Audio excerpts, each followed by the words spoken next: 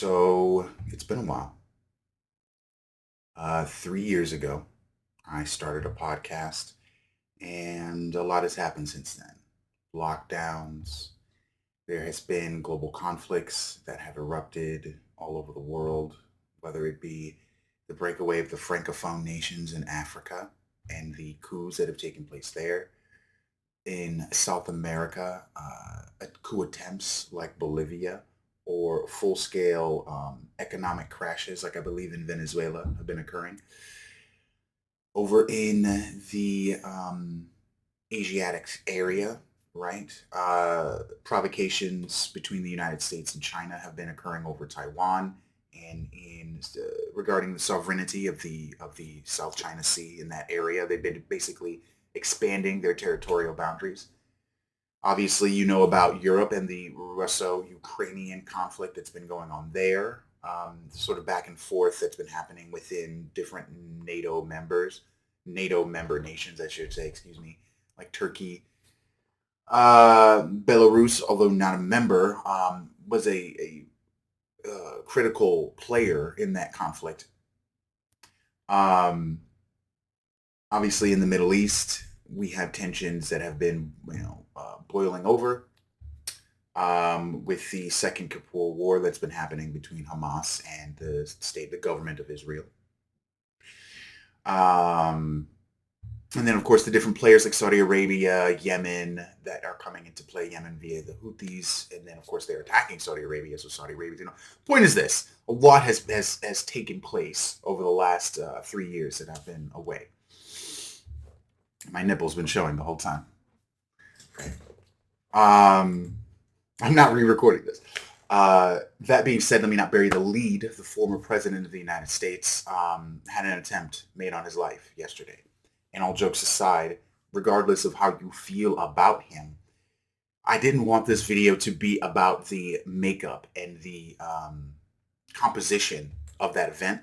There are plenty of videos out there about that. There are plenty of unmistakably questionable details.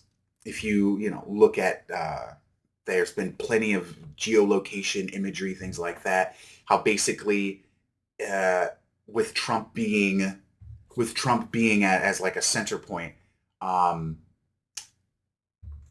directly like lateral to him, maybe I think they said like 50 yards, was the Secret Service on a roof, and then of course 137 yards or meters or whatever is the shooter. The shooter has a direct line of sight to both the Secret Service as well as Trump. It's an open rooftop, not that far away. You'd wonder why they didn't clear it. Boom, boom, boom. All that aside, 3 minutes in, um, I wanted this to be about the discourse or lack thereof.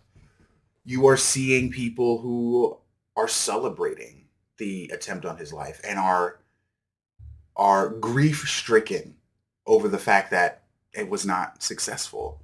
Mark Hamill comes to mind. I just recently was watching how Luke Skywalker wants to kill his political opponents. Like, that sentence should bother you. The idea that we no longer can engage in good faith dialogue in order to rectify our issues with each other, with our country, with our institutions, that we've come to a point now where, like many of the nations that we admonish and decree are undemocratic, we now have reached a point where and it's nothing new. We've seen political assassinations before. That doesn't justify it. Just because we're moving in a circle doesn't mean that it's the direction we should be moving in. And I think not only for political discourse, for the the way in which our issues are rectified, but in general for the institution of democracy going forward, we are going to see really a very tenuous, disconcerting stream. And we will see a new phase in which dialogue no longer achieves anything. And people will say, well, dialogue hasn't achieved anything in a while. And it's like, well, I think it will achieve more than violence. And I think historically speaking, it has achieved more than, at least in this country, than violent upheaval. Now, I know some of you will argue with me about the history of armed struggle and you won't get a lot of dispute from me, right? Historically speaking, the majority globally of historical changes that have happened in society generally have happened by the blade, sadly. But again, in this country, we've seen the most effective changes occur through nonviolence post-war. Now, of course, war is always going to be the biggest equalizer, but I digress.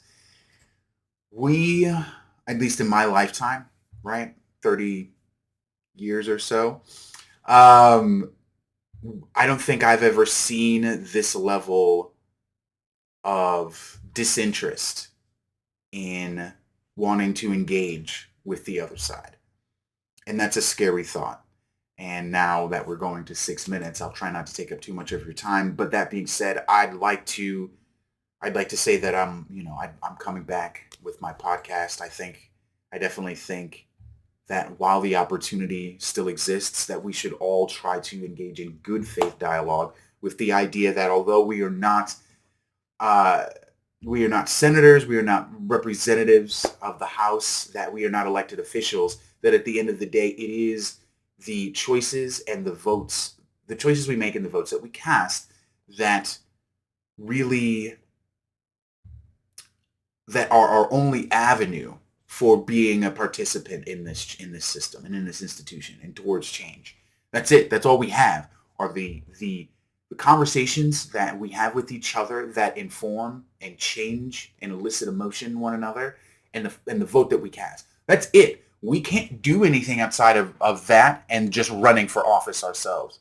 So I think by eliminating one of the only three avenues we have to be a part of this system, we have created a forced increase of tension that didn't need to be. Now, it is troubling that people whose opinions I respect, whose intellect I value, and whose moral compass I saw as functional, they were essentially cheering that it happened. Well, here's the thing. People got real quiet because they weren't sure about the details as far as the severity of injury, whether he actually was alive. But those same people then started to become animated once more details came out. Oh, he was only hit in the ear. And then everyone saw those pictures and people lost their minds. They lost their mind. These pictures are fake. There's no way. And I got to admit, when I first heard about it, of course, the first thought in my head is, I know this guy did not just create the best photo op in history, because the picture is so iconic. But, truth is stranger than fiction. The reality of the matter is that people celebrating the elimination of a political opponent because it's politically expedient is a turning point in this country that I was hoping would only stay rhetorical. And now that, you saw it come up from political institutions, whether it be the left, whether it be the Democrat Party, whether it be individuals, right? Celebrities, political pundits on television, etc.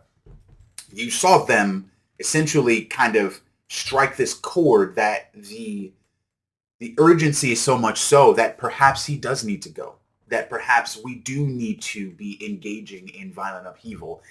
It is no wonder when someone actually takes the steps to do that, okay? You can't have your cake and eat it too. But in this world we live in, people will try. You can't create this sense of urgency and then be surprised when someone takes urgent action. This is not the way to engage in the system. That is, if you actually want to participate in the system that you are claiming needs to be saved. With that said, I hope you all are doing well. I hope you're all taking care of each other. And please, talk to one another. Hopefully I'll see you guys soon.